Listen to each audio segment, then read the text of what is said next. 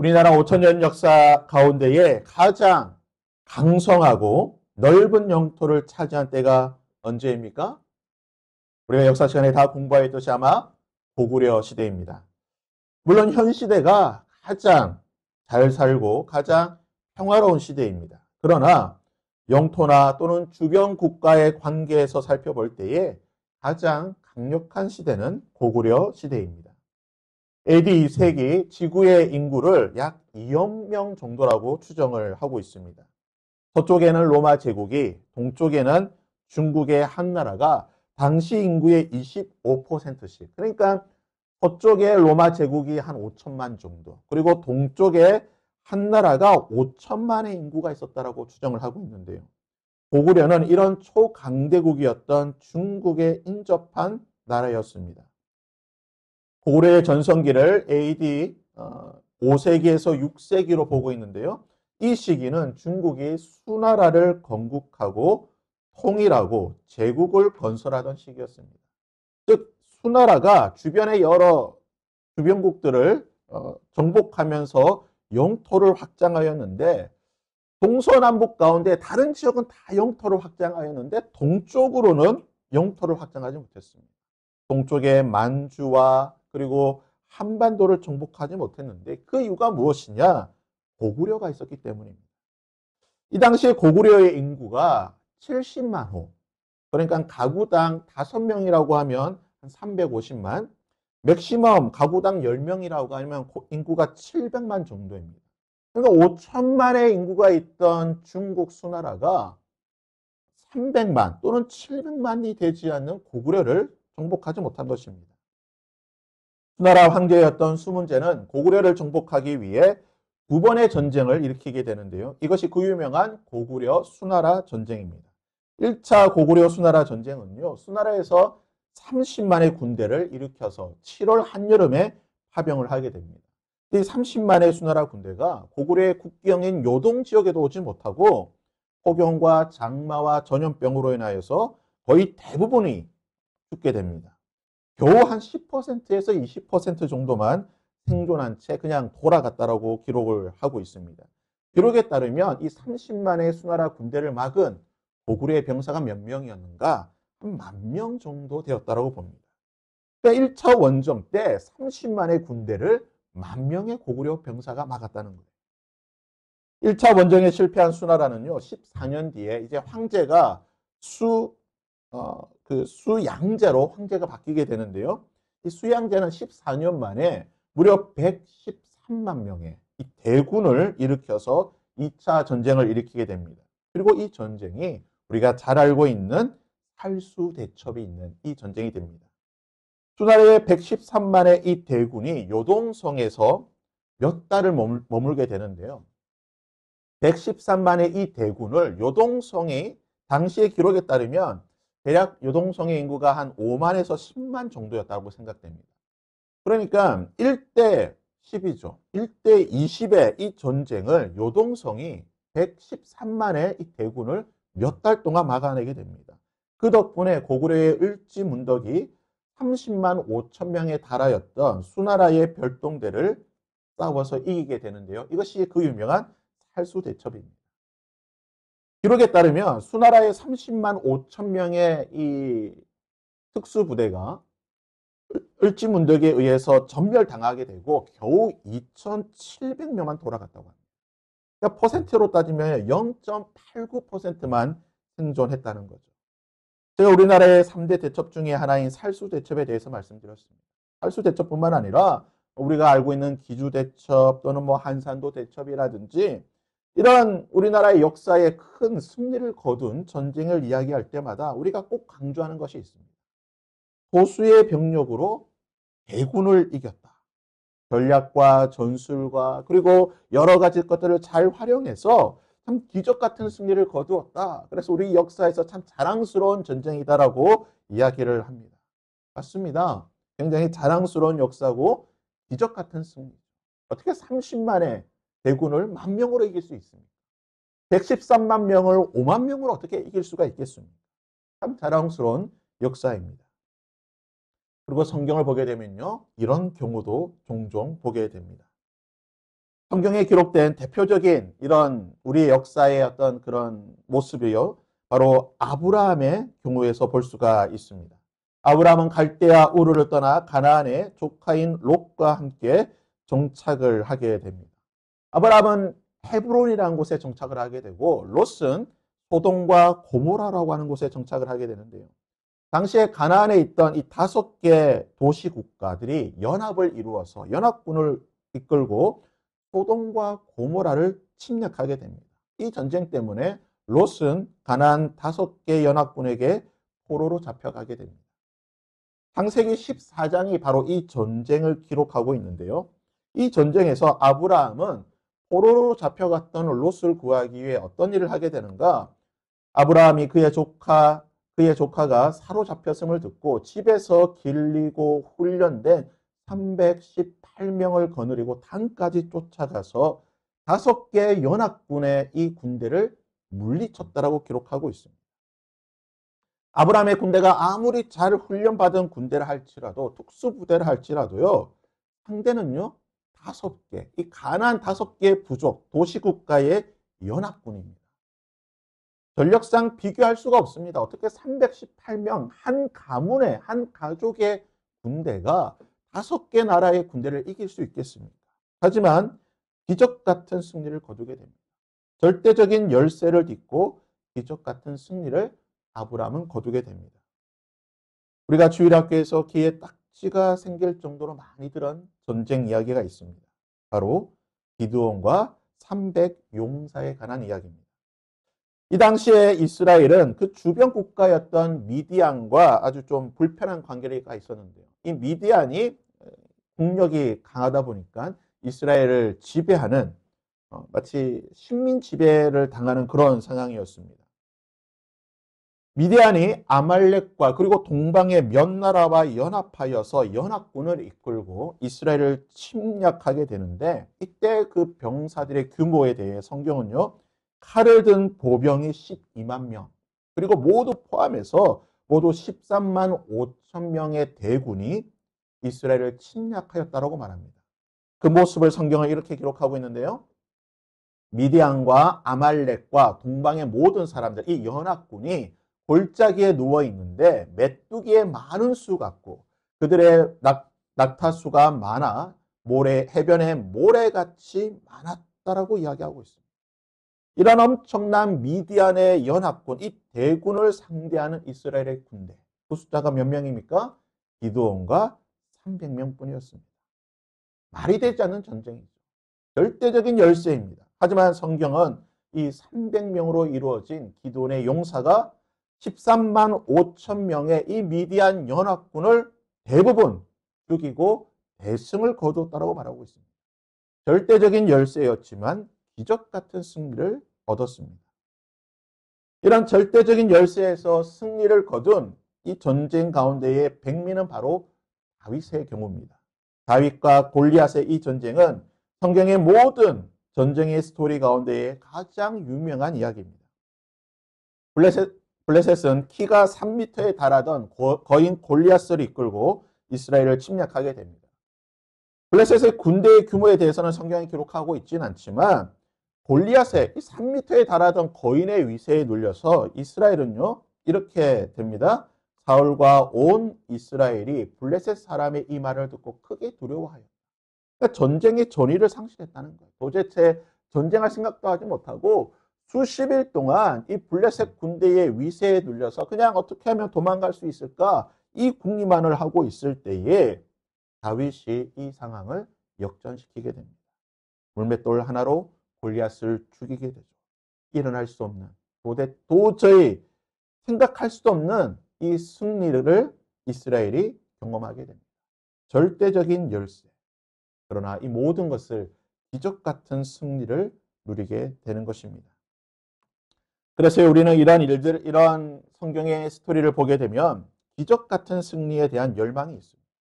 상황이 반전되는 아주 드라마틱하게 상황이 역전되는 그런 스토리에 대한 기대감들이 있습니다.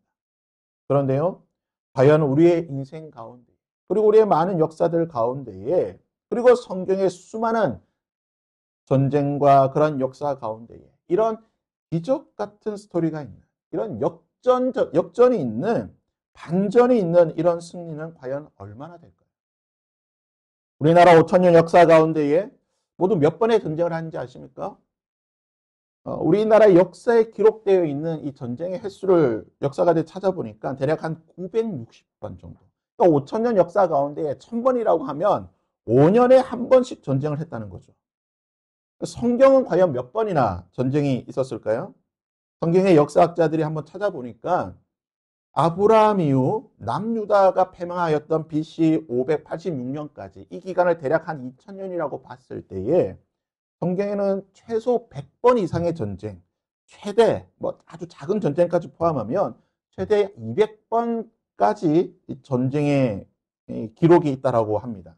그렇다고 한다면 이스라엘 역시 10년에 한 번꼴로 크고 작은 전쟁을 했다는 뜻이 되는데요.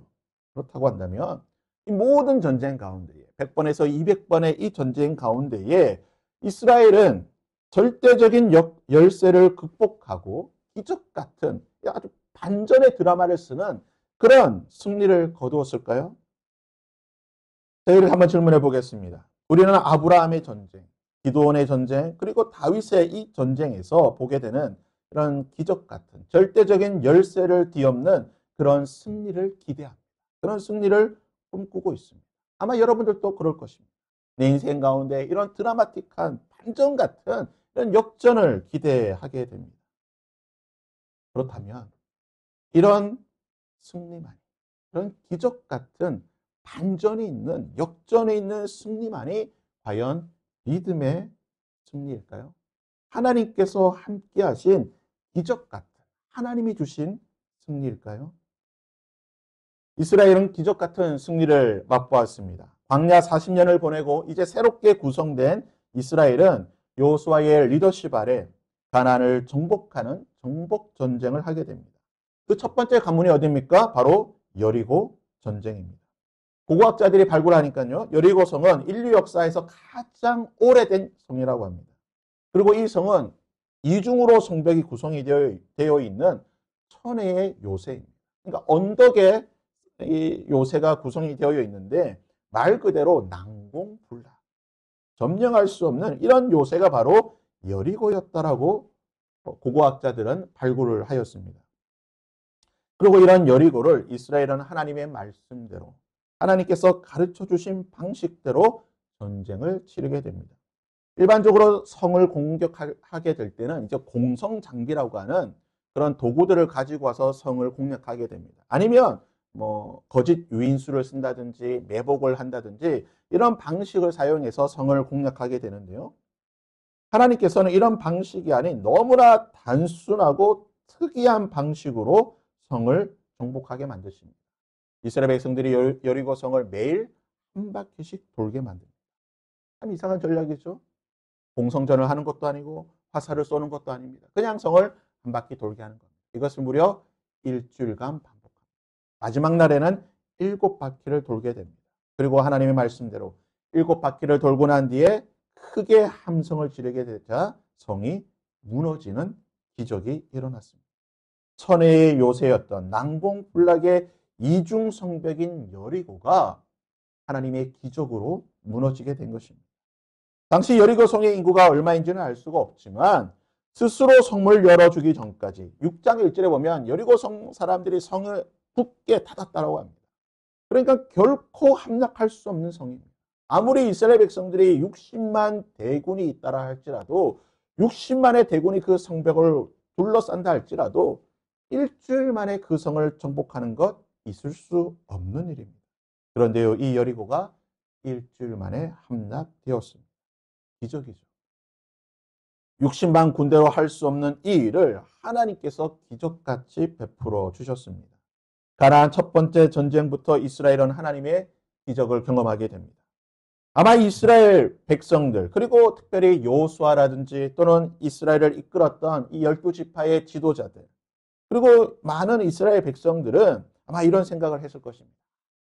여리고 성이 하나님의 기적으로 우리가 정복하였으니 이제 우리가 가나안을 점령하게 나갈 때에 가나안의 모든 성을 점령할 때도 역시 하나님께서 우리와 함께 해 주실 것이고 하나님께서 기적 같은 방법으로 기적의 방법으로 우리가 이 성들을 점령할 수 있겠다.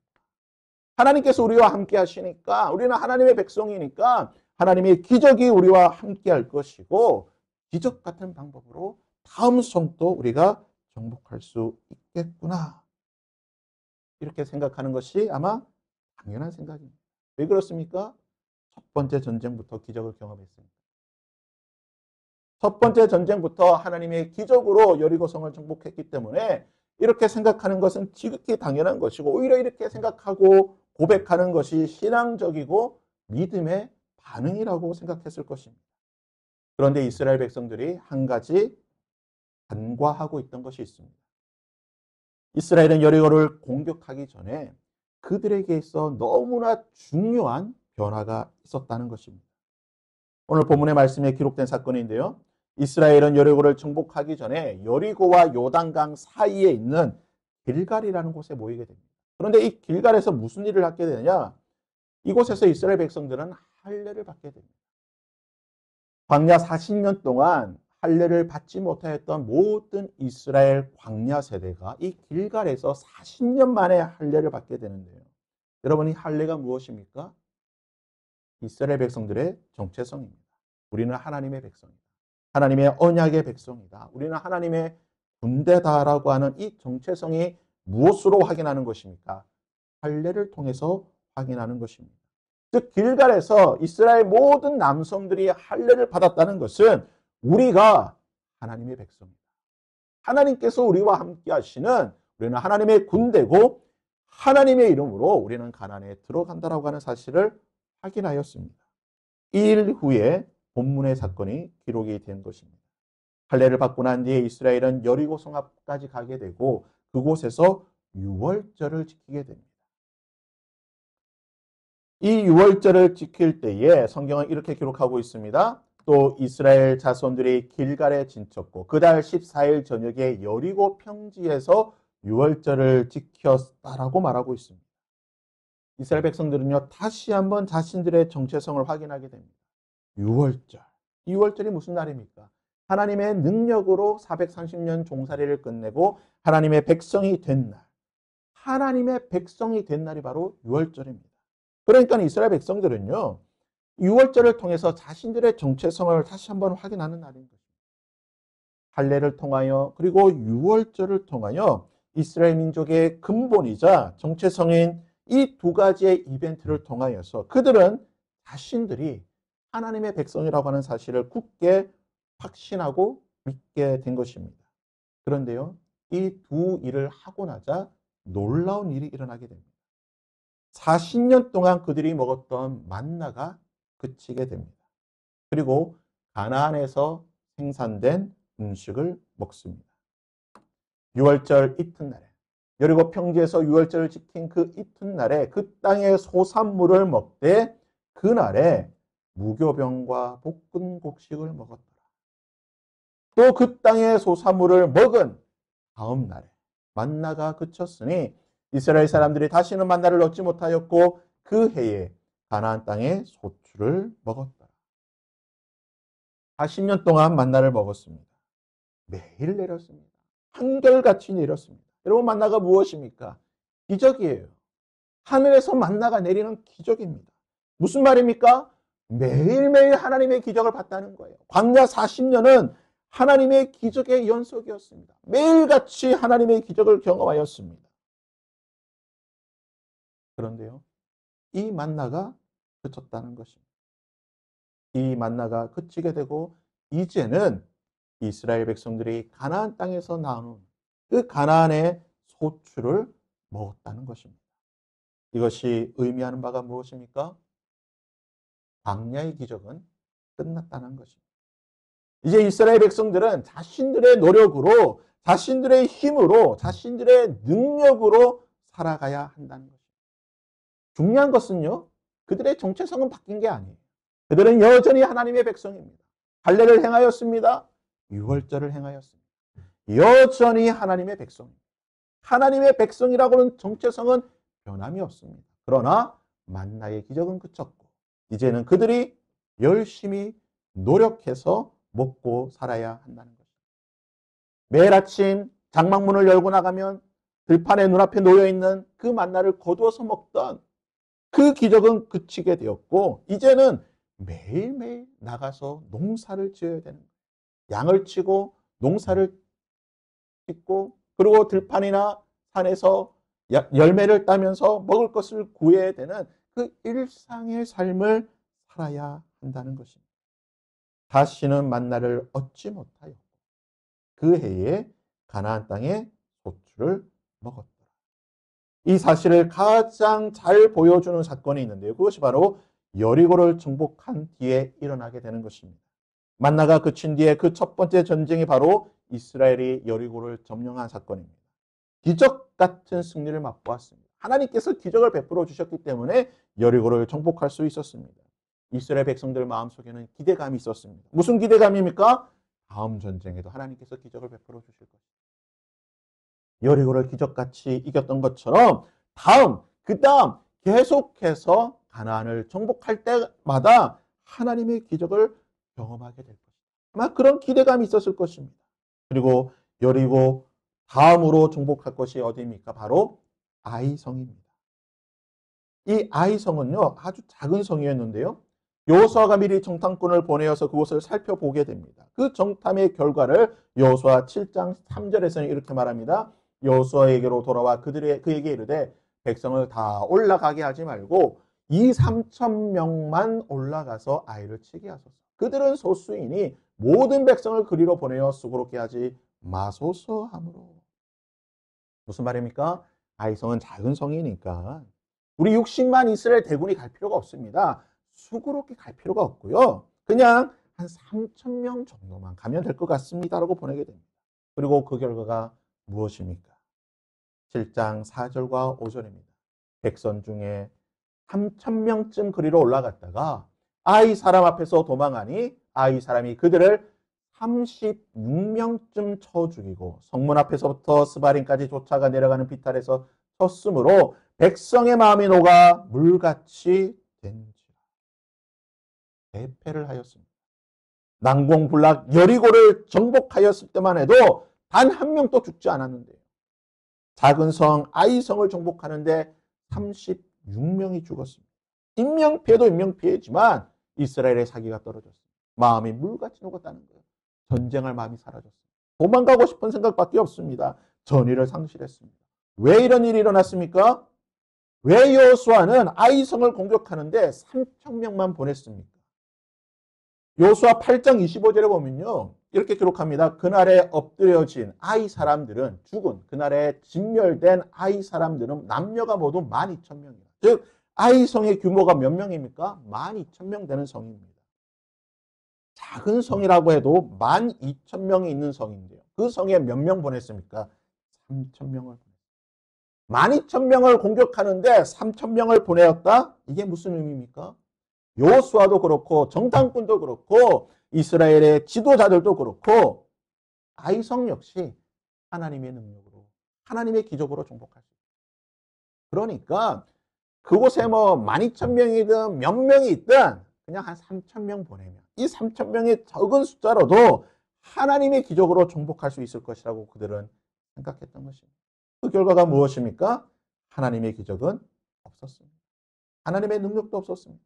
물론 1차 아이성 정복에 실패한 근본적인 이유는 아간의 범죄 때문입니다.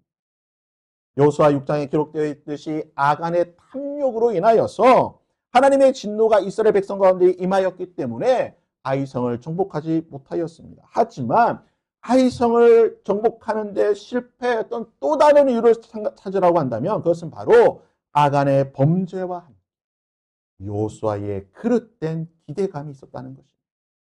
여전히 하나님께서 기적을 베풀어 주실 것이다. 12,000명이 있는 성이지만 3,000명으로 아니 더 작은 숫자로도 얼마든지 우리는 승리할 수 있다. 하나님의 기적으로 우리는 승리할 수 있을 것이라고 하는 기대감. 이 헛된 기대감이 바로 아이성의 실패로 이어진 것입니다.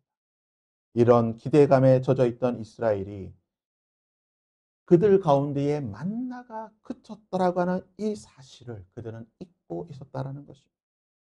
여리고의 기적을 경험했기 때문에 다음에도 그 다음에도 계속해서 우리는 기적을 경험할 것이라고 생각했지만 만나는 없었다는 것입니다. 이제 그들의 힘으로 먹고 살아야 한다는 것입니다. 가나안을 정복하는데 이스라엘 백성들이 잊고 있었던 또 한 가지 사실이 무엇입니까? 그것은 바로 그들이 가나안에 대한 약속은 받았지만 그것을 차지하기 위해서는요, 최선을 다해 싸워야 한다는 것입니다. 모든 것을 다해 싸워야 한다는 것입니다. 가나안을 정복하는 일은요, 그냥 감나무 밑에 누워서 입을 벌려서 익은 감이 떨어지기를 기다리는 그런 전쟁이 아닙니다. 그곳에는 7개의 부족, 7개의 도시 국가가 있었습니다. 강성한 아낙 자손들이 있었고 높은 성들이 있었습니다. 여리고를 비롯한 수많은 견고한 성들이 있었습니다. 버티고 항쟁하는 수많은 나라들과 싸워야 하는 것입니다.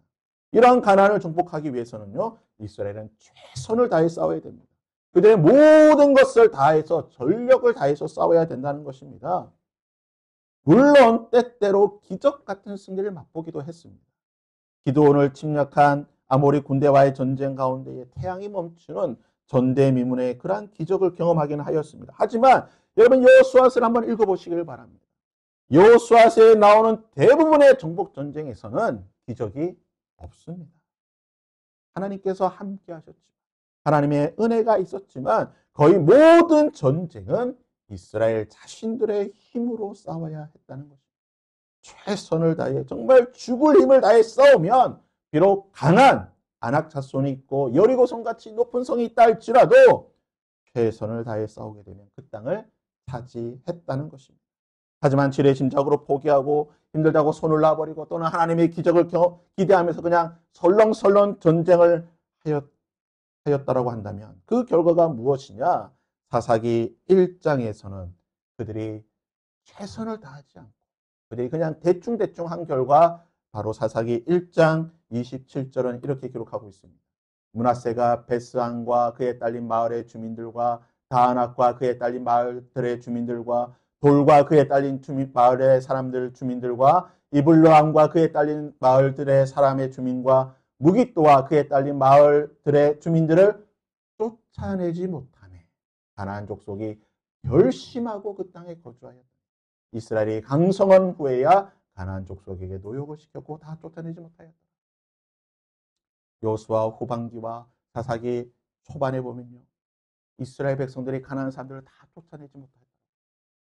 그들이 죽을 힘을 다해 싸우지 않았기 때문에 가나안 족속이 결심하고 그 땅에 거주하였고 쫓아내지 못하였다라고 말합니다. 다시 본문을 보겠습니다.